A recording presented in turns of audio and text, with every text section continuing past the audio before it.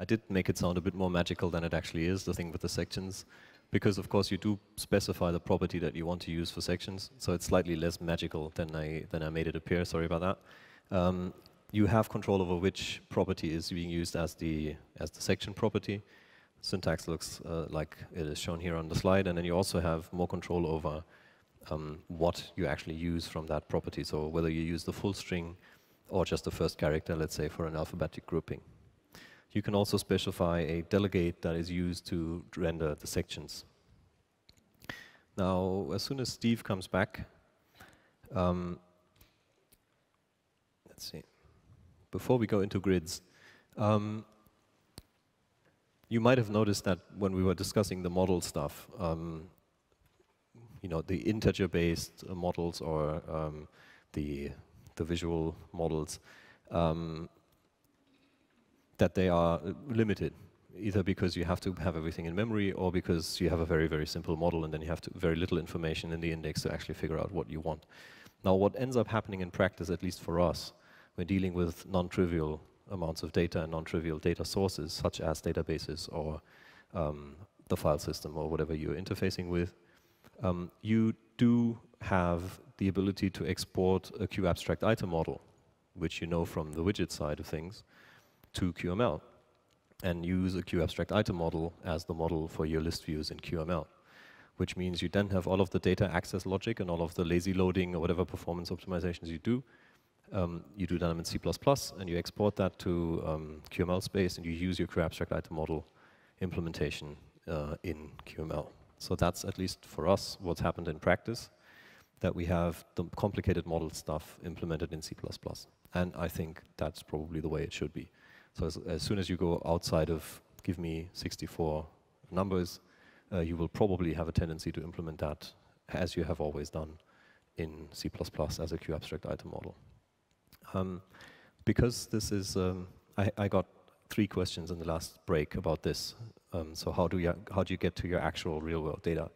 So what I want to do at this point is deviate ruthlessly and spontaneously from the script and show you something from KDE. You guys are familiar with KDE? That's a big free software project that is based on Qt. One of the biggest in the world, I guess. And what Steve will show you is an application of this. What we have in the mail application there is what we call the breadcrumb navigation. This is a folder tree for email, right? You have lots of email folders, very little space. So you have to find a way to display all of those huge numbers of folders sensibly. It will not run, but you can at least open the files. And, okay. So yeah, maybe you can explain with an example what we mean. Sure. So the first thing I need to explain is what do you need to do on the C++ side to use QML.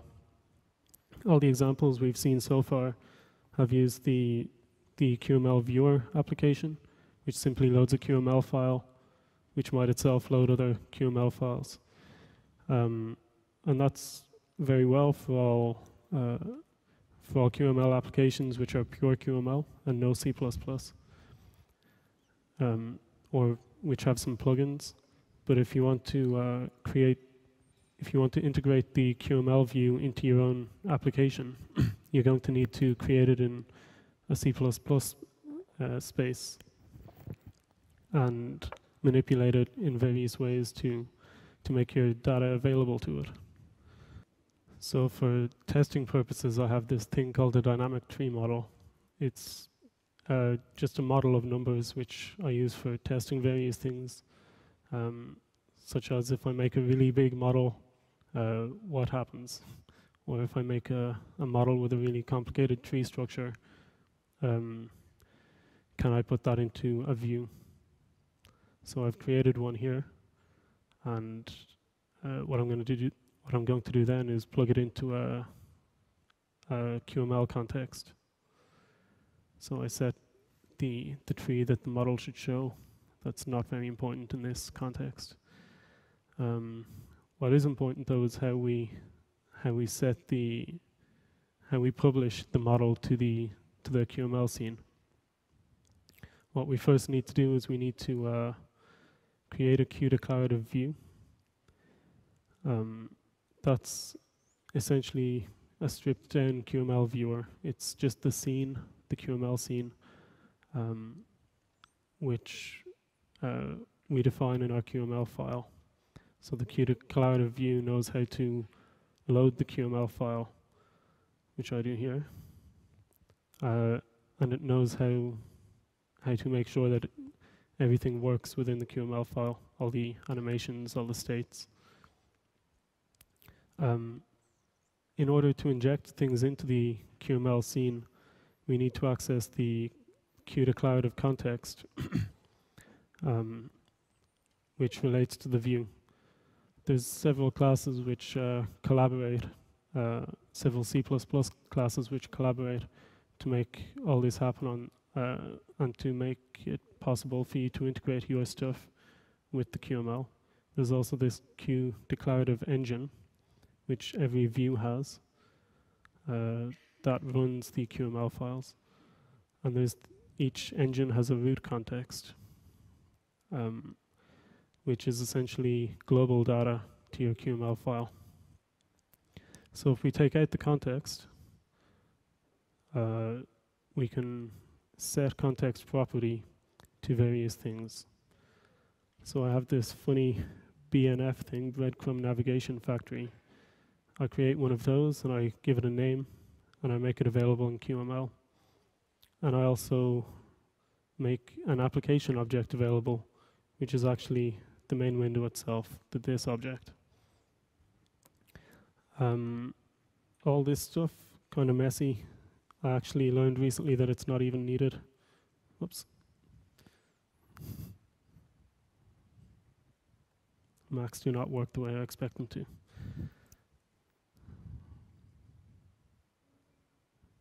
There's actually a method overload to take a QObject on the context object. So in some cases I've made more mess than I need to. So context.set context property to make stuff available to the QML. Then in my main view.qml file,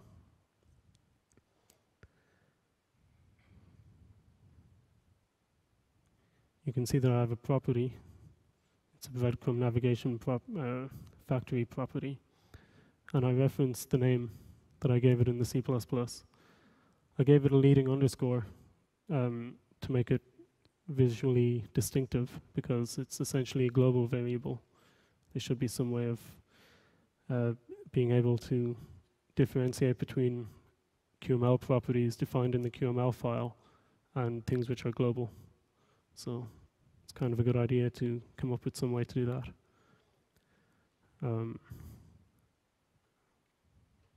I don't think I use the application object in this file itself. But once I've made this object available in the QML scene, with the QML context, I can call methods on it. So QML breadcrumb check model. Once you have a QObject in the context, you can call any QSlot on the object, which is what that is. I wonder if I can find it.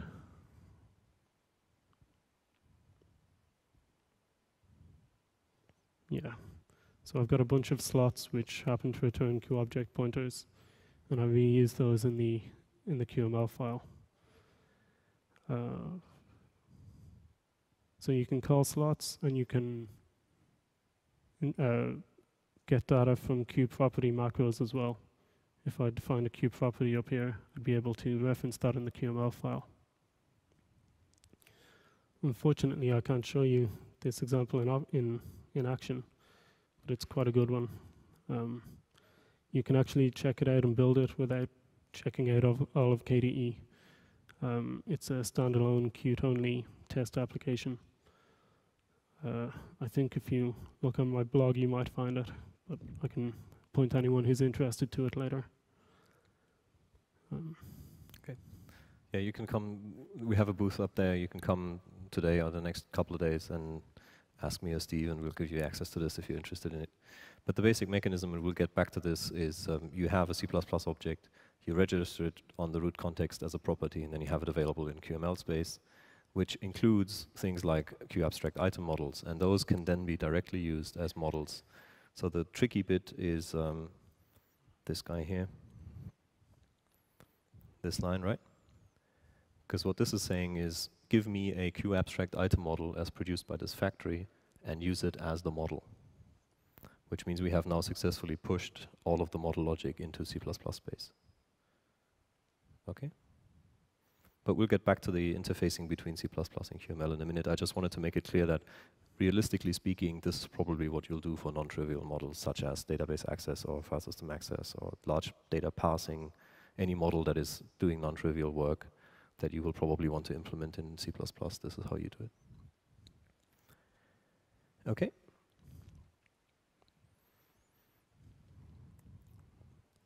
Carrying on with the much higher level views.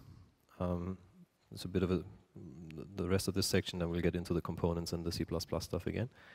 So what we're doing in this case is making a list model again with elements. So we're just enumerating things and have some properties on there that we can then use in the delegate to paint the things.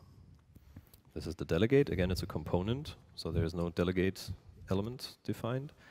It is vertical, so it's a column. There's an image in it, which has an ID and some geometry properties. In this case, we use a different fill mode just to show you that there are different ones. This, for example, is called preserve aspect fit, which means fit it to the parent but preserve aspect ratio. It's just handy, right? And then we have a text which references the name property and uses that to render the actual text. In a grid, generally what you would do is something like this. You would then set the model, set the delegate, those two that we have just defined, tell it to clip, because remember it's the flickable thing that needs to clip its children, and that's that. So it looks, as I said, much like an icon mode, much less, well, at least if you do it that way, and not really like a table. You can make it look like Excel, but you have to do a lot of manual layouting and rendering to do that. There's headers again, just like with the list view. Header, footer, highlight. There is the concept of focus, of highlight, and of interactive, just like with the list view. So grid view in that respect works almost exactly like the list view. So in this case, we have a rectangle for the header, for the footer, for the highlight, inline, just like before in the list view example. There's another lab here, because we have spent quite a bit of time on the earlier ones. I won't go into too much detail here because I do think that most of you are interested in the more technical, more low-level hookup stuff, so I want to have more time for that. So I won't spend time on this. Again, if you're playing with list views, it's a good one to play with at home. You do have a handout and the solution for it, so you can do that at home. XML, that's a very important special case because quite frequently you will have your data incoming as XML in some way. The classic example is you interfacing with some web service, something that uses SOAP or XML RPC, or you have some kind of a server somewhere dishing out an XML structure to you, or you get that from a database or whatever you get it from. So it would be handy if you had a shortcut for plugging an XML structure into these views, and that's what you have. It uses something called XPath, which is one of the very beautiful W3C technologies that's been around a while. Everyone, have you worked with XPath at all? Who's worked with it? Okay, with or without gloves? It's one of those things, I mean, the syntax is arcane, at least to me. It takes quite a while to get your head around, but once you do, it's extremely powerful. So it's actually a pretty concise way of specifying parts of an XML file, but you have to learn the syntax, which is not so particularly trivial. This is actually new in Qt. It was added, I don't remember exactly when, a couple of minor versions ago. There is now a pretty full XPath implementation in there. Okay, so let's look at an example. We have an XML file that has, it's called items.xml, and we define a query on it, which basically says, give me everything that is an item, or that it has the element name item. And then we define so-called XML roles, namely, if it is a title element, I want to use the string, and if it's a link element, I want to use the link part of the string. Again, I won't go into XPath syntax here, just trust me that that's what it does. So, yeah. Which means, of course, you have to know your structure. You have to know the grammar of the XML you get in order to be able to access it in that way. But hopefully you do. Again, this is what the example does. We have an XML file that has these item nodes that have a link and a text and or a string, and you can fetch it from these elements with the XPath queries that you saw there. I would think that in a real-world application, if the amount of data you're getting is non-trivial, you will probably have to do, well, you will want to have a proper encapsulation of this model somewhere. But this is a pretty fast way of getting to results. Okay. Yeah, nothing really new there. Delegate definition, again, this is the same as with the others. In this case, we are computing the width of the rectangle that we want. That's just a property, so obviously it can be dynamic. And I don't think, yeah. All right, it's referencing title and link. Those are the two that we exported as XML roles, right? So you can access the data from the XML file by referencing these names. Okay.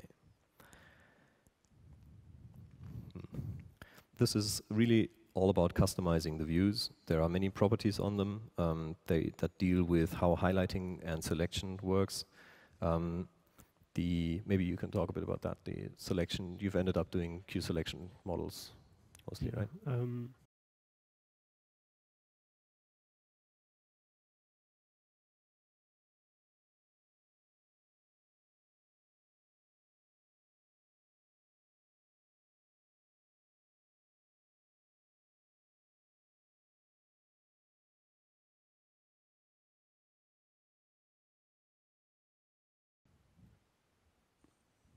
One of the things that you might want to do is do some kind of drill down. So if you have a file system model, you might start at the top or start in the home directory and make it possible to go into the documents directory or the downloads or my pictures or whatever. That's something that you can do with the visual data model, which is somewhat useful. It behaves somewhat similar to the set root index feature of QList views, but that's not always what you want. So I kind of defined my own selection behavior, which means that you can select multiple things at once and see the contents of all of them, which we've used a bit for favorite views in Contact Mobile. So in KML, you can pick your favorite folders, define those as a favorite view, and you can see all of the emails in those folders at once. So that's kind of selection stuff. Highlight stuff, we haven't used it all that much because most of our UIs are based on click a thing, see more different things. So you don't have one thing selected while you're looking at the whole view. The entire view changes when you select something. So we haven't used the highlight stuff a lot. But it is useful if you're using views. We do use them in the date selector widget as well, because we want to say that the current year is highlighted, and we want to enforce that when the application starts, the current year is available in the list view widget, or in the date selector widget. Yep. So the views do have some logic to help with highlighting, such as these highlight range modes. They basically try to do what you would expect, which is keep the highlight within the visible area. You have some control over how it does that, whether it keeps the highlighted object strictly at that position, or whether it has a bit of a bounce to it and just tries to keep it within within what is the visible area. Because if you scroll away from the highlighted thing, that in many cases is not desirable. So if you have some help there. Okay, so in this case, what we're saying is we want the preferred highlight begin index to be 42 and to end at 150. So yeah, controlling how highlighting happens. This is different from widgets, where you generally have one or several highlighted items. They're all the same height, so it's much easier there. This is a bit more general than that. Okay, I don't think I want to... Yeah, optimizing views, that's where it becomes interesting. So one of the problems we've seen is that the delegate is a separate thing, so it needs to be created to display the data. They are created on the fly, and they are destroyed when they are no longer visible.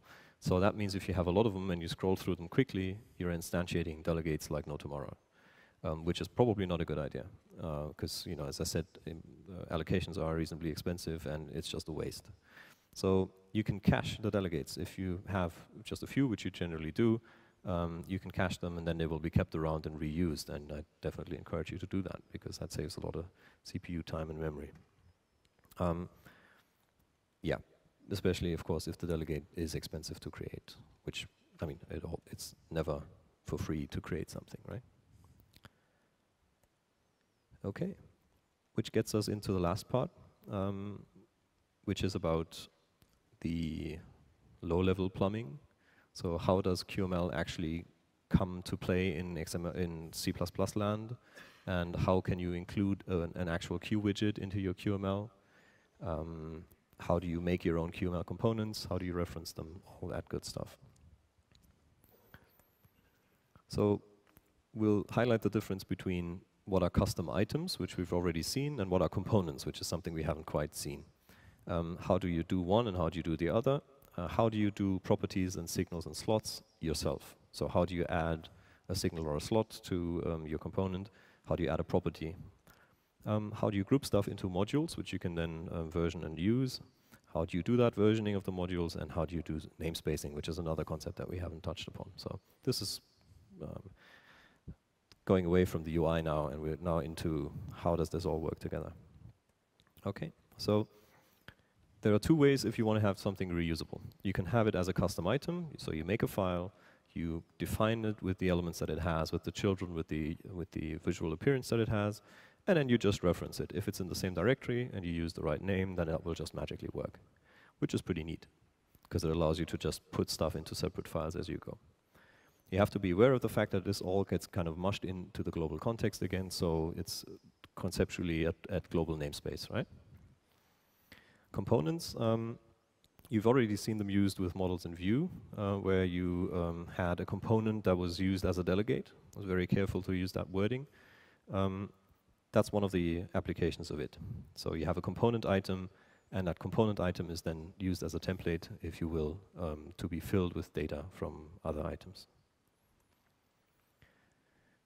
So a custom item could be something as simple as this. It's a rectangle which has a text input inside, has some properties, and you have basically a simple line edit that has a blue background. Now, if you make a line edit QML in the same directory, you now have access, and it contains such an item, then you have now access to it. So you can use it as line edit, as if it was a built-in one, and set various properties on it, work with it like with the built-in objects, or like with the built-in items and elements. So that means you can plug it into the light blue rectangle that we all have come to love. That's pretty neat and simple, I think. So I mentioned in the very, very beginning, when we talked about possible name clashes and how do you actually access the properties and what's with the namespacing and the nesting, that you have to make stuff explicitly available, that there is a mechanism that you could describe as the API of your custom items. And that's what we're getting at now. Generally, what you will do is you will make a file, you will define your custom item in it with all the bits that it needs, and then you will add properties that are accessible from the outside and that allow your item to be parameterized. This is much like you would use QProperties on any QWidget or QObject class that you do in C++. You provide some properties that people can use to parameterize what it does. So in this case, let's say we have something that has a string property, product, a count, a slope, a condition, or an address. Those are just parameters that will then be used for rendering. Let's take an example. We have a rectangle, it has a text input, and it provides a property that is of type string called text, and we set that to the text inputs text. Now what we're doing here is property binding, right? Hopefully you've become familiar with this mechanism by now. So what are we saying here? We're saying I have a property called text, and it's supposed to be the text inputs text. Now, what happens when you set the custom property? Well, you're setting the text property of your rectangle, and you're not setting the text input text, which is probably what you expected would happen, right? Because the property binding is one way. So what you really want to do is use something called aliases, which is basically a mechanism to expose a property with another name at a higher level of the hierarchy. So what you're saying here is, I have a property called text that is an alias to the text inputs text. A lot of text going on here, right? So what this means is, if someone now sets my text property, it will propagate to the one in the text input. That's what you expect, right? You can change it from the outside, it gets the value that is being entered into the text input. So you made an alias, a connection, a two-way connection between those two properties. What you have in effect done is you have exposed this property, which is an implementation detail of your custom item, as something that is a parameter to the outside. So you do that using aliases. You can think of it as a proxy property if you prefer. Did that make sense? Yes? Okay. Obviously, if you forget to do that aliasing thing, you will get interesting results because values get overwritten randomly. Now, on to custom signals. We've seen signals before. The mouse area, for example, has something called clicked, and then you have magically created methods, slots, properties that you can assign some code to, and those are called handlers generally. For example, the onClicked handler that the mouse area provides. But if you have your own item that you're specifying, you might want to emit your own signals, just like you would if you're writing a QWidget. So let's say you would have a clicked signal that would translate into an onClicked handler that people could then use. If you have a checked one that has a Boolean parameter, just like you know from C++, then that would have an unchecked handler. Something to note there as well is that the arguments in the signal do have a type. So JavaScript functions, when you define them, none of the arguments have a type. And unlike how we used variables before, we don't use var for everything. We actually have to say what type the arguments in the signal are. In that case, it's a Boolean. Okay, let's look at the example. So this is the new checkbox item. Now, to C++ programmers, this way of doing specialization, you could also say inheritance if you wanted to, is a bit weird, because you're not actually saying this is now a new checkbox, right? You're not saying class new checkbox or anything like that.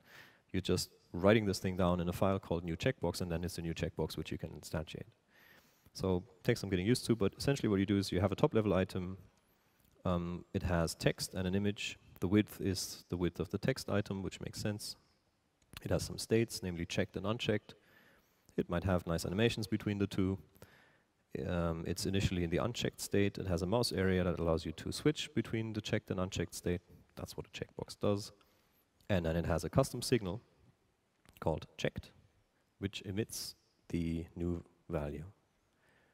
This is, of course, no longer classic JavaScript, right?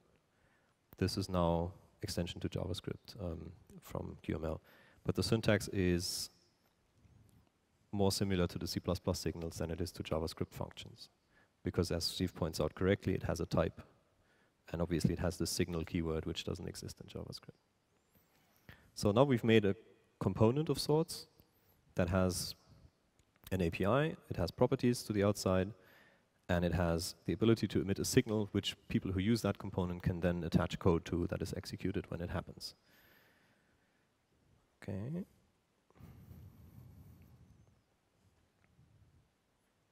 Is it using it? I think it does. Okay. So what's happening here, like with any other signal slot connection, you're communicating a value change through from the emitting side to the receiving side. Seen that? Yes, this is the using side. So something is now using your new checkbox item.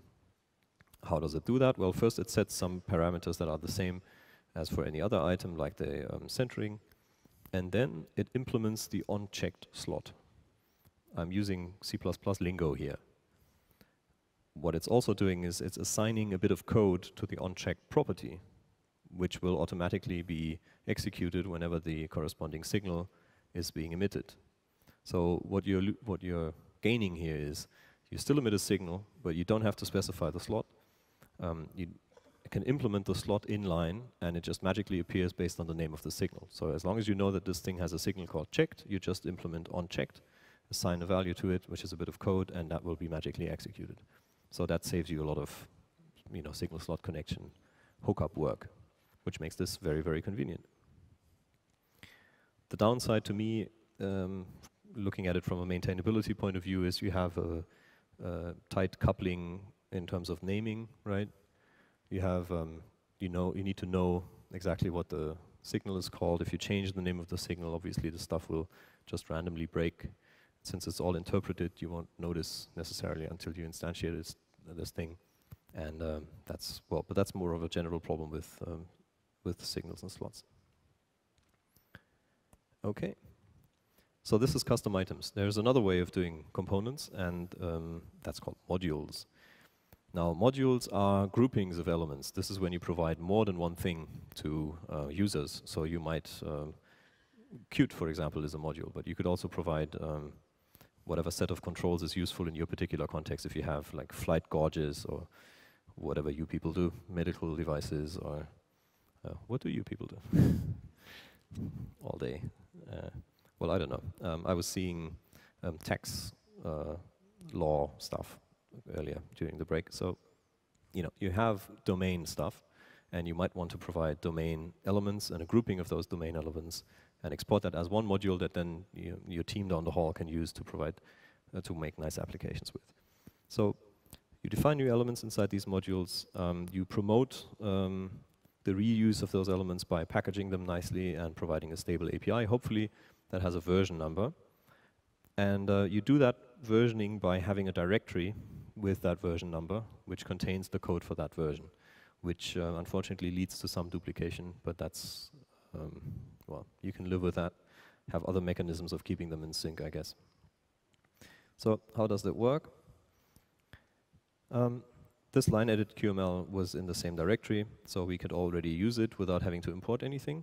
But if we wanted to version this, we would make a module.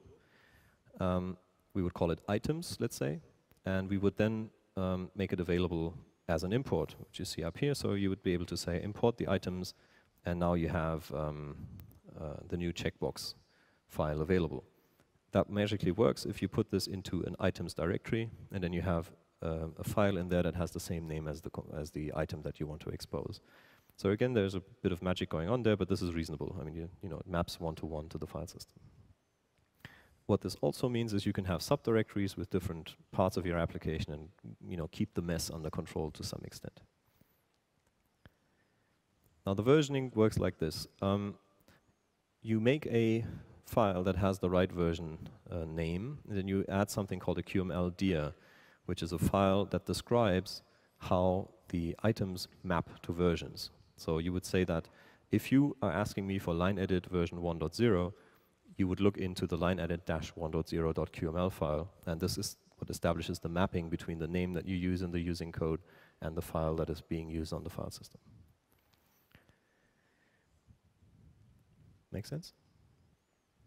That's pretty nice and easy, I think. I like this. So The versioning is then pretty simple. You say, I want to import the line edit custom item, and I want to import it at version 1.0, and then you have that QML file which tells the system how to go find that and load it.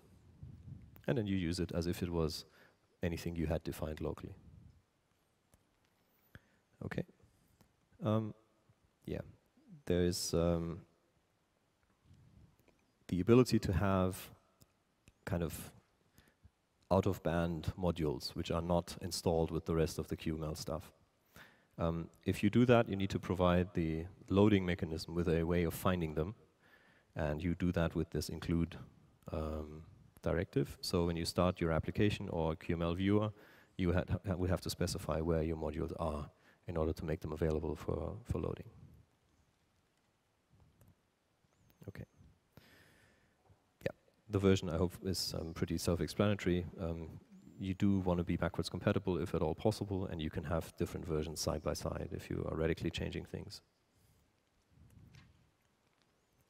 The namespacing, very, very useful because it allows you to prefix things. To get back to the name clashes, this is how you avoid them.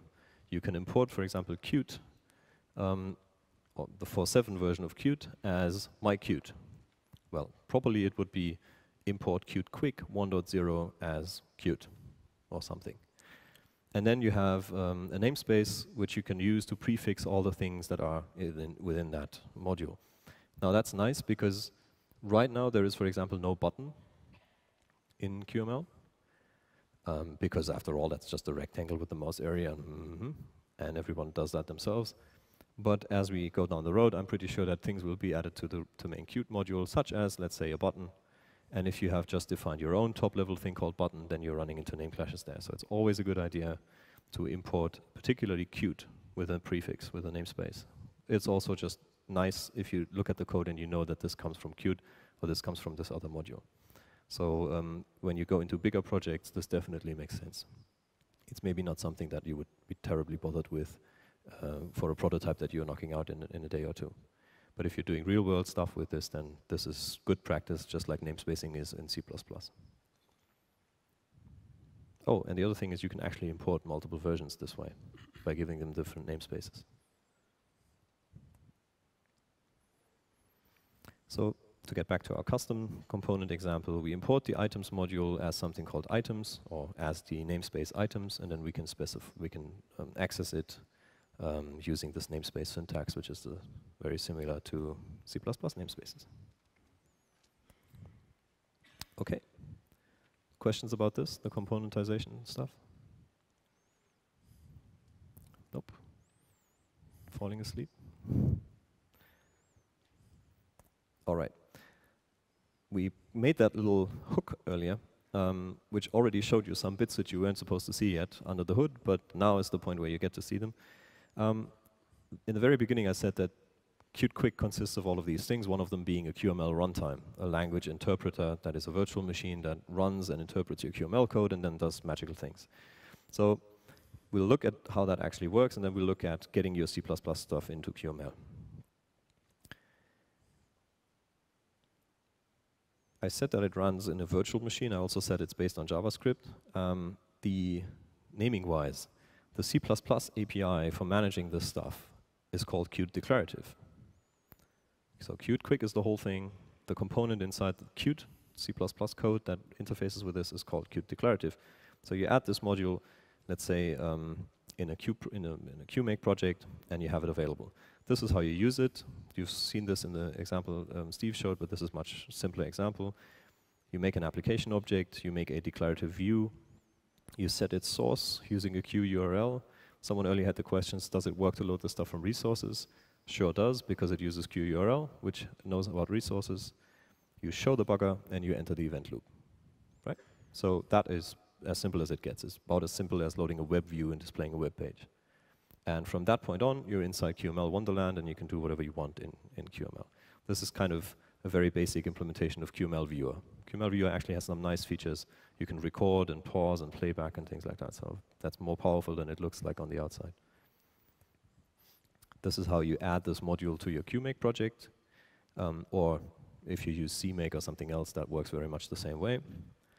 You need, if you have your QML in resources, which is pretty good practice, because then they're not falling around on the file system, you would have to specify the resources file, and then your source code as usual.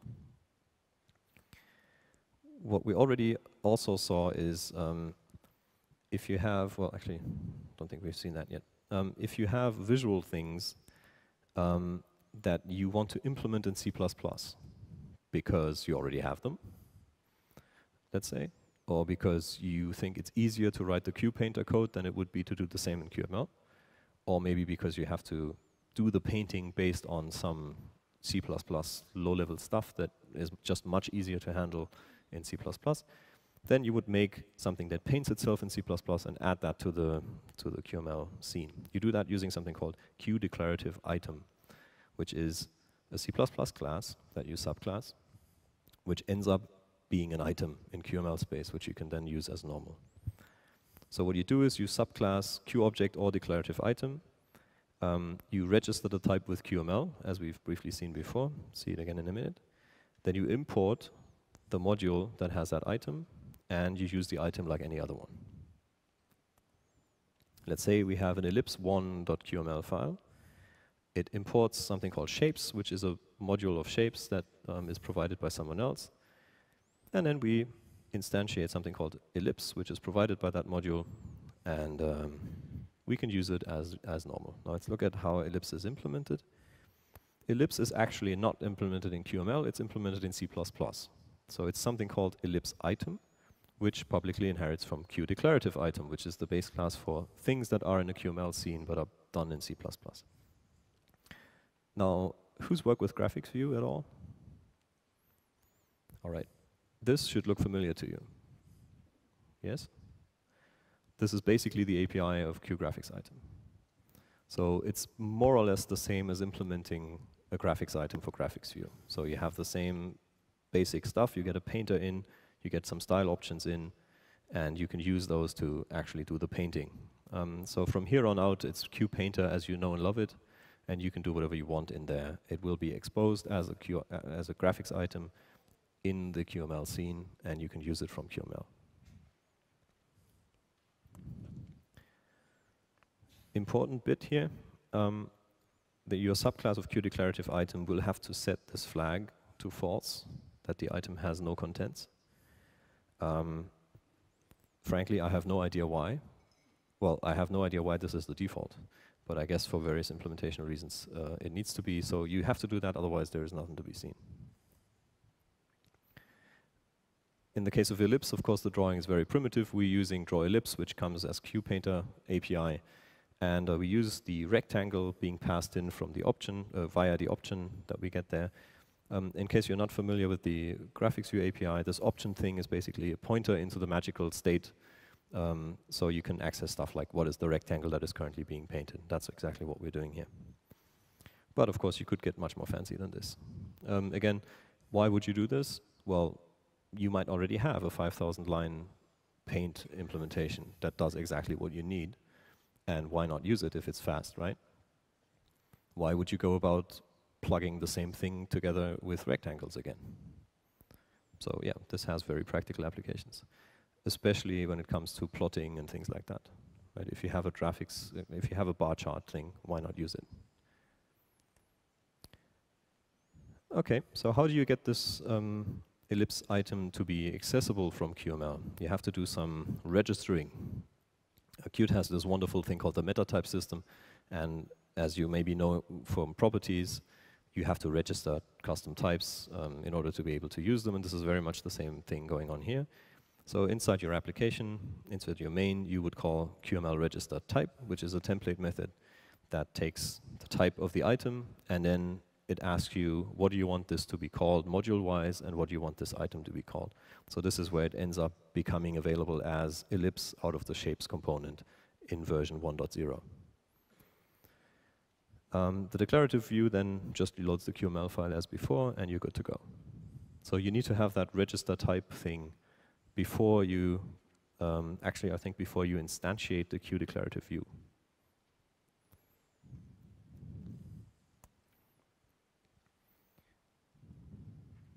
Yes.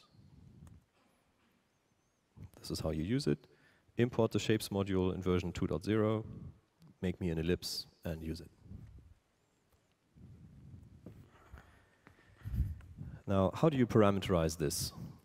As we've seen, hopefully at great length today, the way you parameterize an item is you fiddle with its properties, right? Well, if you've implemented this thing in C++, by default it doesn't have any properties. So how would the QML know what can actually be changed on this? Well, we have the property system in Qt, and that's exactly what's at play there. The properties in QML are actually QMeta properties, so this is implementationally the same thing. There isn't a magical QML property anywhere. This is the same property stuff that's used throughout Qt everywhere. So how do you define a property? You might or might not have seen this before in C++ land. There is a magical macro, as usual with Qt. We love macros. So you say this is a Q property now. It's of type QColor. It's called color.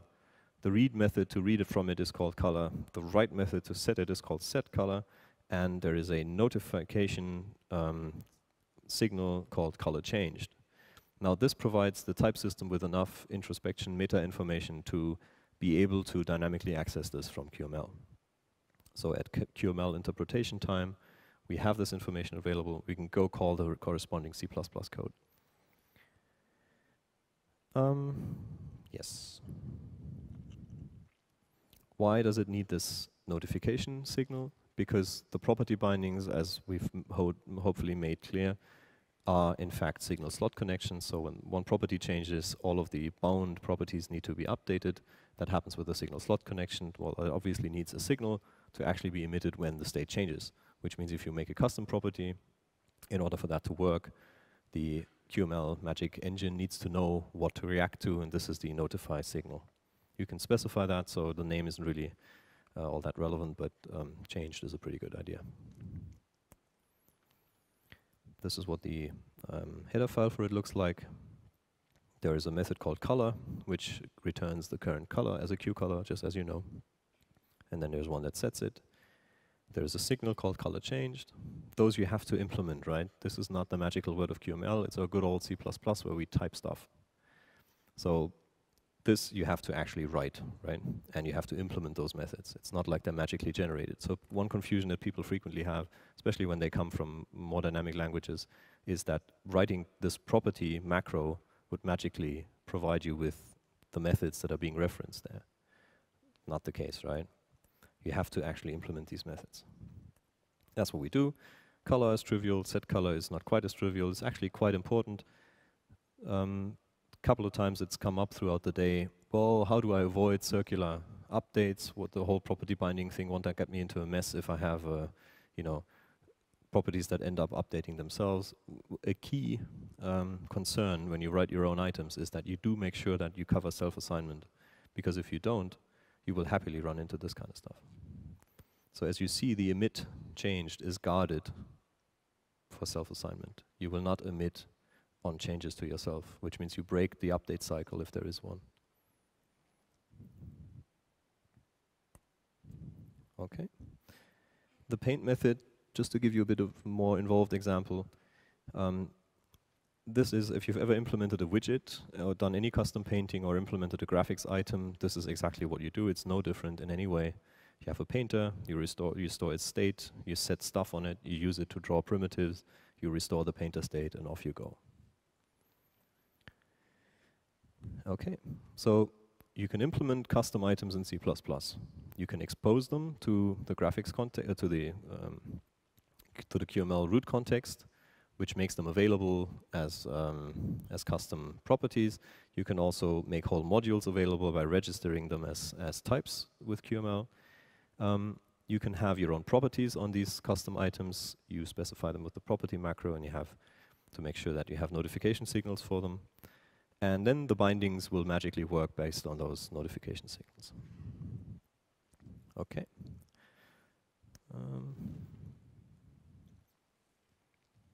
Okay, I have until 6. Good. Questions about this? Has it become clear how you can write custom items in C++? That's the key point to get across here. Okay. Who thinks this is necessary and useful? No one? Yeah. You all have existing code, right? That you don't want to rewrite. We've ended up using quite a bit of what we do is, if you have one of those items, you can also use it, of course, to wrap a widget, right? So you have an existing Q widget, and you plug that into one of these custom C++ items, and then you use that to do the rendering for you. We have some interface classes, right, that make that a bit easier. Yeah. So yeah, you might need to write yourself some wrapper items that expose your Q widgets in this way. But that's very frequently necessary and useful. You run into interesting styling issues. Someone else asked a question earlier, is there such a thing as style sheets for QML? Right? Because so far, you know, hard-coded colors all over the place. Right? How do you deal with customization of a QML interface? Well, the textbook answer would be you don't, because you make a custom one for every style. Because it's so easy and so fast. Well, 12 people, 18 months or so. Ain't gonna happen. So I think that there will have to be some sort of styling for QML, which bridges the gap between the enormous flexibility you have with widgets in terms of customizing it with style sheets and with styles, and QML, which is basically about saying, steel blue, dude, it will forever be steel blue. So there are some suggestions. I think is the Brazilian gang still here? I saw a presentation in Manaus a while ago where they were proposing how to marry style sheets and QML in interesting ways. So, of course, yes, it's text. You could parameterize it. You could use template engines to generate the QML and then load it dynamically, and there's all kinds of wild ideas. At this point in time, you do the stuff basically hard-coded, and if you then use Q widgets, which are subject to styling, you get into interesting effects of having to make them look the same or very similar, so they integrate nicely. So the one thing has no styling, the other one has a lot of styling, so making them all mesh and look nice is actually non-trivial. Sometimes you have to reverse engineer the colors used by the widgets to then use them explicitly in QML. And then you go on a platform like Maemo, where they actually hard-code the Qt style, so all of a sudden things look totally different again. So this is kind of still a dark area. But I'm very sure, I don't know if the Qt components guys are addressing this, but this is one of the kind of where the intersection of widgets and QML, where it's still kind of mushy how this is all supposed to work out in terms of end result in a few years. Yes? Do you have more intel on this? No.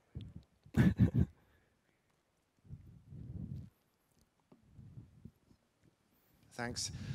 One remark about this sample of adding your own item with C++.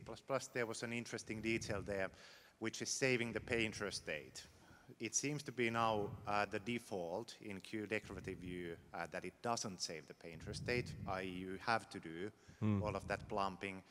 But in the examples, for example, it's still haphazard, so it might save a bit of time to always write the painter saving and restoring. Painter saving tends to be not cheap, so it kind of makes sense that the default would be off, just looking at it very high level. In the context of this stuff, the painter state will probably be vastly different for each item, so it makes sense semantically for it to be saved. So I guess the trade-off is, do you do the expensive stuff per default because it's sensible, or do you leave that to the implementer because they might be able to optimize it away? If you do it, you've done it, and there's no way you can optimize it away. So, but thanks for pointing that out, I didn't know that. So, as for bugs in the documentation, the QML documentation team is very, very, very receptive to these kinds of things. So if you notice any inconsistency in there, fire them a bug report and they will be all over it. So they're very, very active right now. And it really helps to get that feedback. Yeah, they're very effective at fixing all bugs, actually. Most QML bugs that I've filed have been fixed within 2-3 days. Okay, where was I? Yeah, signals from your C++ classes, more or less exactly the same way we've seen before. Instead of defining the signal in QML, you would define it as a regular signal. because the introspection in Qt already knows about signals, there isn't any added registering that you need to do. If there is a signal called ready in your QML code, you simply use onReady, just like with the other magical ones, and that just works. Now for methods, well, let's look at emitting first. Signal emission from C++ is just that, signal emission from C++.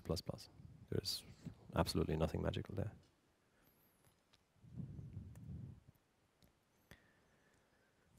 Handling the signal, otherwise known as reacting to the, or doing something in the onReady slot, you just put your JavaScript code there, as you've seen before. Something interesting to note there, though, is that signals are one way. So we have an onReady signal, but we don't have a on not ready anymore signal.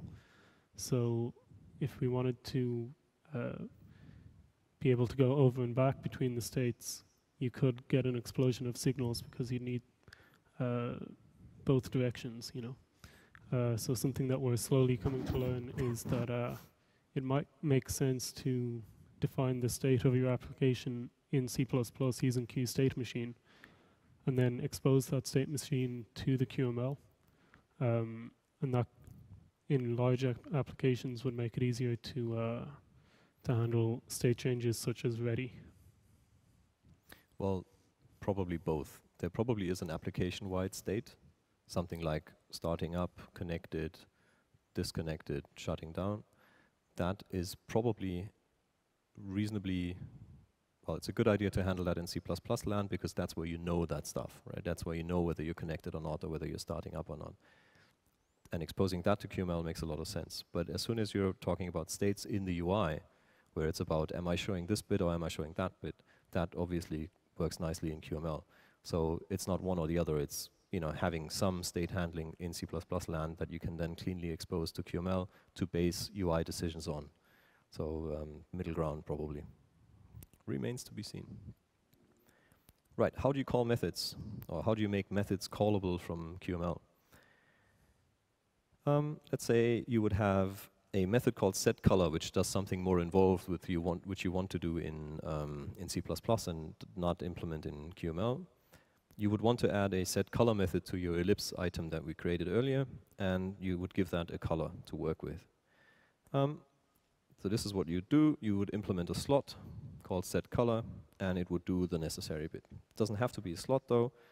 Actually, that's, yes. It has to be an invocable. Ever heard that one? Who's seen QInvocable before? Do you write script bindings by any chance? Those are usually the only people who deal with this. A QInvocable is a method that can be invoked through the meta call system. You specify a regular method, you prefix it with QInvocable, and mock when run will magically extract the necessary information there. Slots are, of course, invocables. So using slots is easy because slots will always work, you don't have to worry about it. This QInvocable stuff, since it's not very, very well known, might be less ideal maintenance-wise because people know slots are there, slots are public, so there you go, right? You can reuse the well-known slot concept, I guess, to make it a bit easier to maintain. But technically speaking, it needs to be a method, it needs to be invocable, and then you can access it from QML. Yep. Method calling is method calling. That's we've seen a few examples of that before. So in this case, we're calling this random color method on the parent, which generates us a random color. That's a typical kind of thing you don't want to implement in JavaScript unless you breathe JavaScript day in, day out. My instinct would definitely be to use whatever random number generator I have in C++ and give me somewhat reliable results. I would not want to rely on some rand that comes from the JavaScript engine. I might be totally disrespecting the JavaScript engine here, but that would be my instinct. So that's the kind of thing that you would want to do in C++ and then call through the QML interfaces. Yeah, the macro only goes in the header file. This is the same as with any other designators in headers in Qt. And it uses qrand, which is a trusty friend.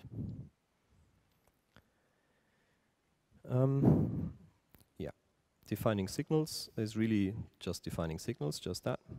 We've seen that. And defining callable methods, you can either use slots or you can make methods invocable by using the appropriate QInvocable macro. Even more interesting, especially when you're dealing with non-prototype applications is how do you deal with complex types? Because, I mean, strings and ints and reals and colors are very nice, but you do want to have access to richer types, the ones that you use in C++. So whenever you have to encapsulate something more complicated that has actually, you know, logic in it, maybe you might want to be able to register your own types. So how do you do that? You subclass QDeclarative item again. You register the type, just like you did with the visual ones.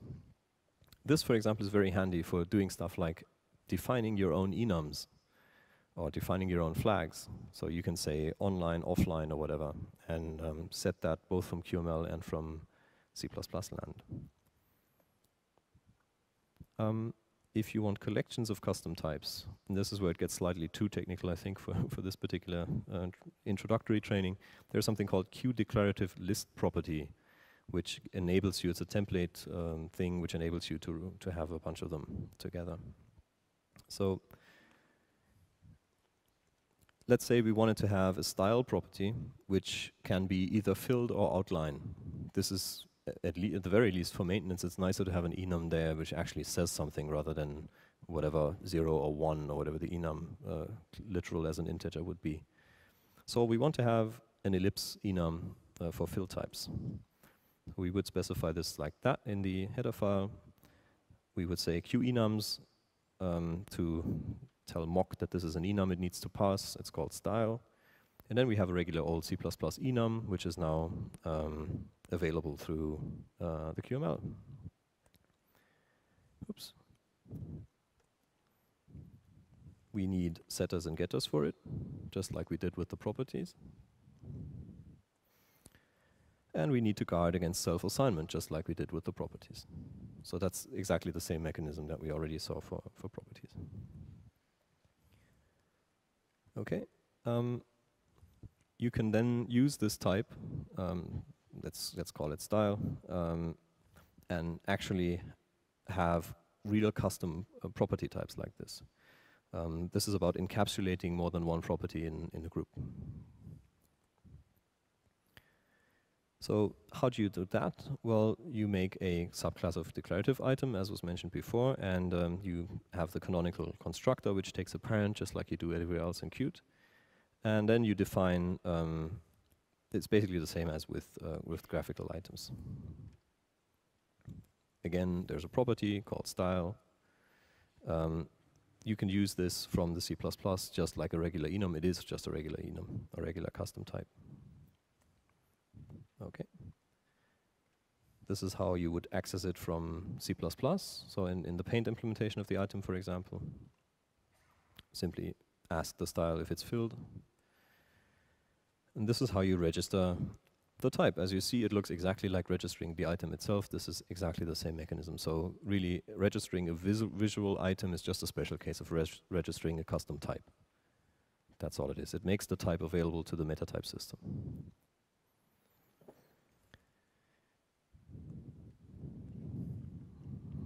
Yeah. Why would you do this? This is a maybe reasonably obvious example. As soon as you have concepts that make sense in QML space but don't exist and don't really are, well, yes, you could make custom items for all of them. But if you want to have a list of bars, for example, you will have to have a bar type. And this is how you do it. Yes? I hope I make sense. Well, I hope I do. Until now, you were talking about basically widgets which are brought to the QML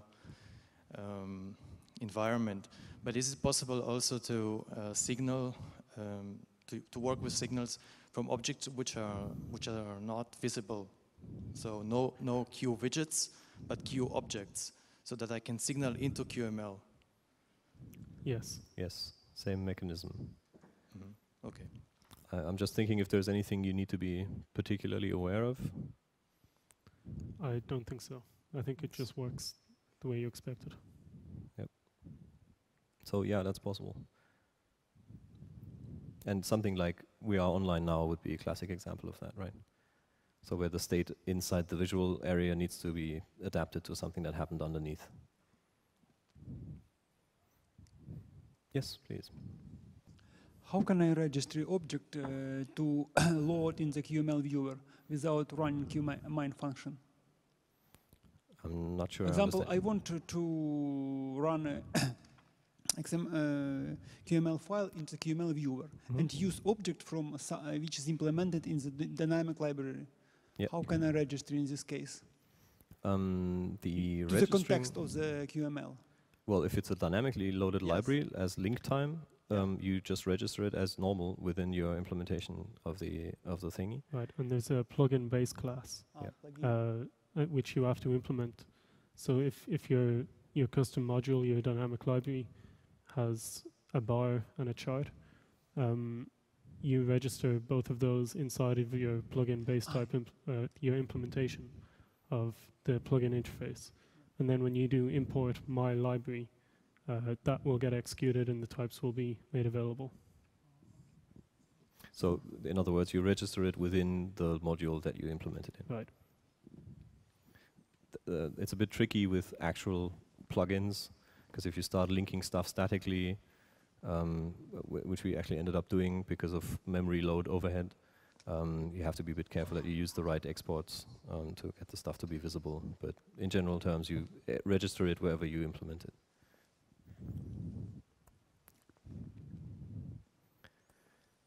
Okay. Yeah, so this is just to show you why this weird QDeclarative list property is useful. Let's say you want to have a chart item which has a list of bar items as a property, and it just makes sense to have that as essentially a queue list of your items, right?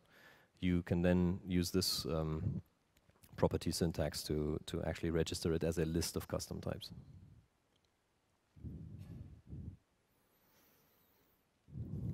Yeah. If you do that, you have to provide a way to put stuff into the list, which is then given, the method is then given to the type system to know what to call when something is added to that list.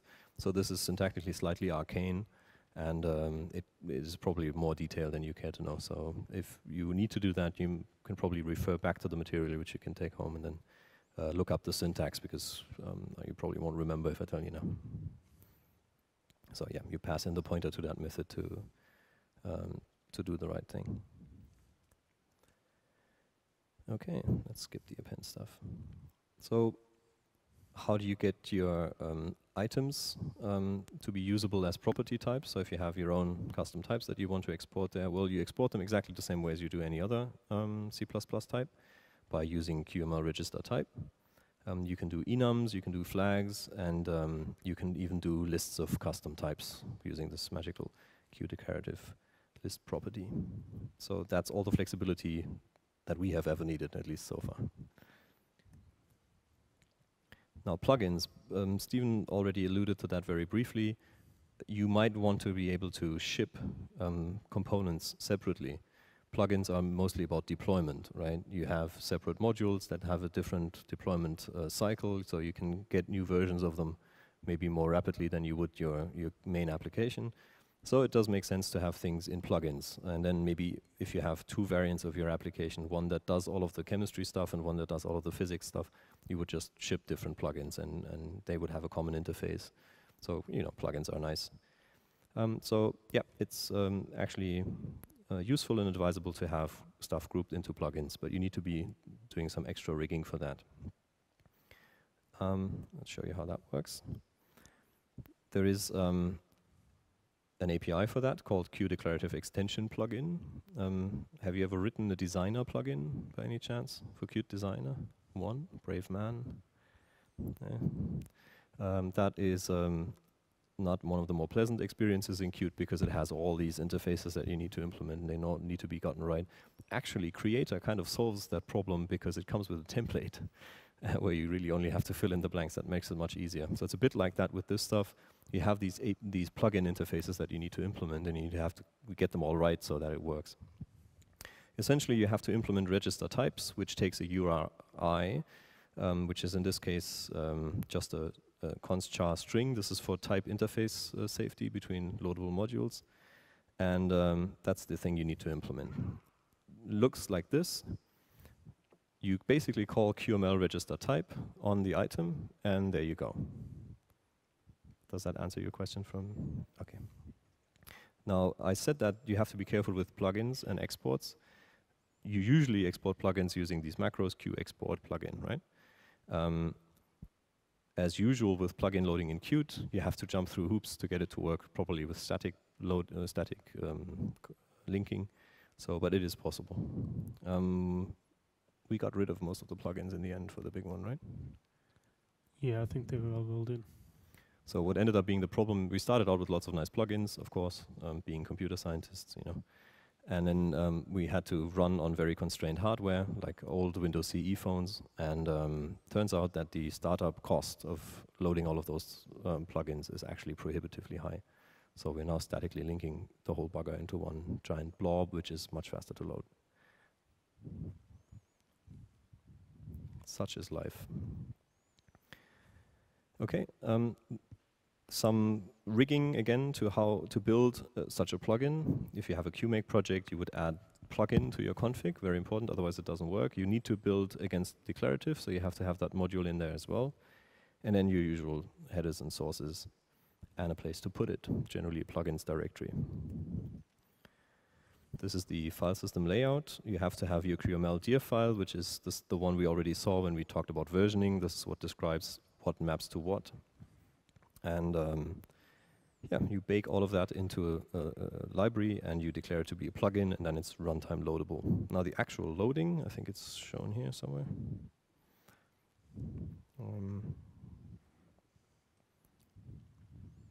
Yeah, you do need to load the plugins, don't you? Or does it do that? I thought so. So this is the using code, which hasn't changed at all. It's just like you would use a locally defined custom item. So whether it comes from a plugin or not is all the same to the QML side. Yeah. Yeah, you do need to load it, yeah. So the tricky bit is finding the actual on-disk library and loading it into the process space so that you can then access it. This is just QPlugin Loader, as you might have seen with other plugin systems in Qt.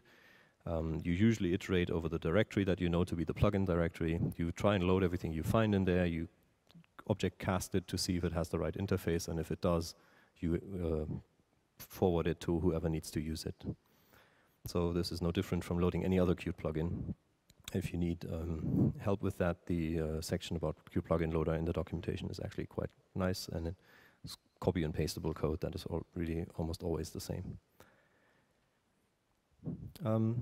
Nice attack vector this, right? Bit of a security thing. If you're loading random stuff from the file system to then export raw pointers to it into your application.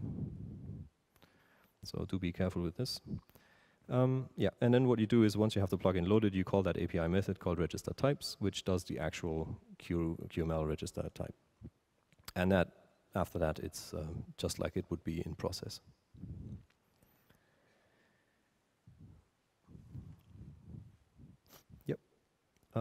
The URI that is being passed in there, more or less, is a unique identifier.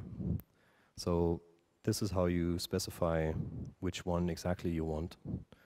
And again, this is very similar to regular plugin loading, where you have to tell it which one. Okay.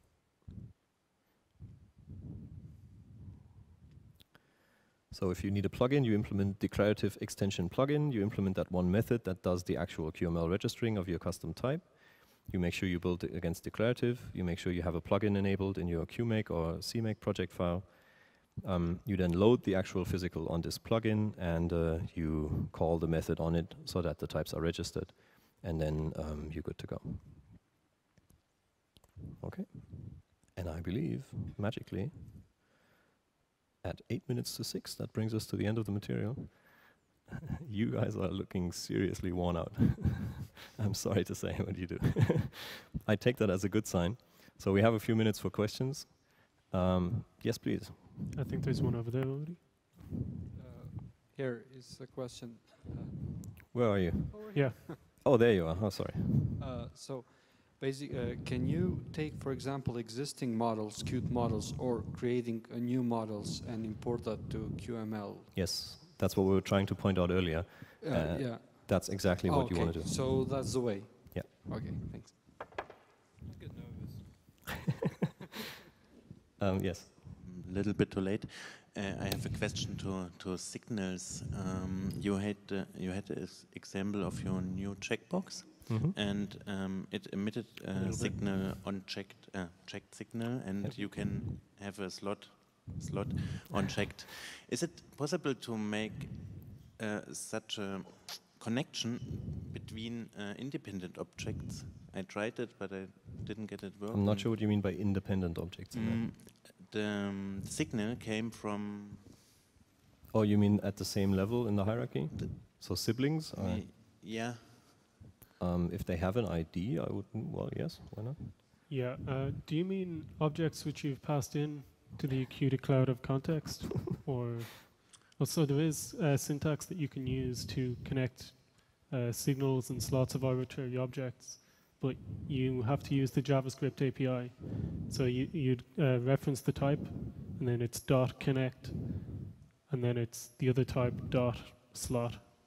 So that's documented somewhere in the QML documentation, but you do use a JavaScript method called connect there, and that does the magic. Okay. Oh, I've lost count. There's one here, one there. A question about the example with the ellipse and about the mouse area. Is the mouse area in this example only the ellipse itself or the rectangle around the ellipse?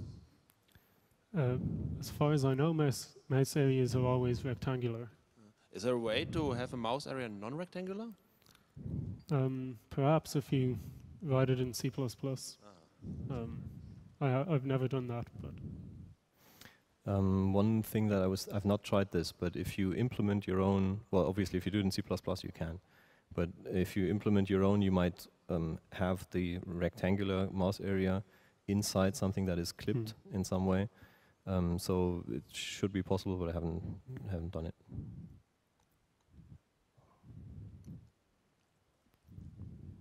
So who has the microphone? There you go. Yeah, you didn't say anything about deploying a project on a target device. Is that any specific requirement? You're right, we didn't touch on that, mainly because it's not much of a problem. It's basically some way of syncing a directory over, assuming you have a cross build for the relevant target platform, which Creator makes very easy to do. You can then copy it to the target device, and basically it's all file system based, so there's very little lookup magic or anything like that going on. If you copy it over, it's in the right place, then you're generally fine. I don't think we've seen any real problems with that. the only thing that would be different with different deployments would be screen sizes. So I thought it would be maybe different depending on operating system, Linux or other. The QML itself is totally portable, so it works the same on all operating systems. You do run into issues with file system stuff, where if you develop on Windows and you copy it to an ARM Linux device, you might get into trouble with whatever file names, or if you're going between Mac and Windows. But those are the usual file system things. There isn't anything specific to QML or Qt Quick when it comes to these kinds of deployment things. So that's why I guess it's not covered at this point. I have a general question about Qt Quick. Where are you? Sorry. Here. Oh, over there. Okay, sorry. You were hidden in the other thing. How about the performance on small embedded systems, let's say ARM9, ARM11 or something like that? Well, it depends, right? That's of course the cop-out answer. What I can tell you is that once it's up and running, it's actually pretty much determined by the quality of your graphics system. So at that point, the CPU as such doesn't really play such a big role anymore. What does hurt you in terms of CPU and memory is the load-up, startup time. QML is chunky. The runtime is not exactly small, and it does create a bunch of internal state and internal objects, huge maps of connections and things like that. So in our profiling, what we've seen is that QML actually makes up a very decent chunk of our kind of core memory usage. which is might or might not be a problem. That depends on how much RAM you have and how fast it is. CPU, if you have a graphics system that renders the stuff reasonably quickly and you're not using CPU-based rendering, the CPU shouldn't be a huge deal. We are seeing somewhat slow-ish load up and startup times, but this is on the particular devices that we operate on. Even on the older Windows CE-based phones that we're working with right now, performance is just fine once it's started up, but getting there is a bit too slow. Yep. Okay. Give me a second. Okay. Jürgen has some more really important announcement, I'm sure. I did want to take the opportunity to thank you all very much. I'm sorry, I guess we'll have to talk afterwards. Can you just come to us afterwards and then we'll discuss whatever you had to discuss, because Jürgen's looking at me very angrily. Yeah, we do have a booth, as I said. Feel free to approach me, till@kdab.com if you have any other questions, Stephen@kdab.com. And yeah, if you have any feedback about this training, this having been the first time that this has been done, we obviously want all of the feedback that we can get, both Jürgen and us. So if you have any of that via email or in person, throw it our way, please. And other than that, I hope you enjoyed the day, and I wish you a lot of fun with the rest of Developer Days. Thank you very much. Mention